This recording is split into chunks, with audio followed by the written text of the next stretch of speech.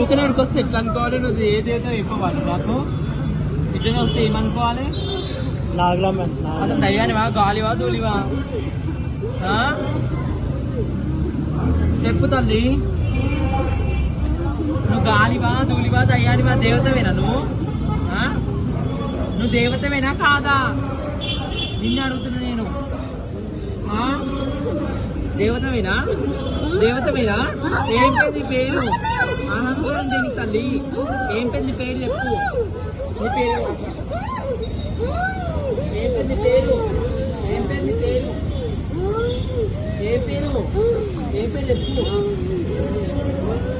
ఏ పెద్ద పేరు చెప్పు. ఏ పెద్ద పేరు?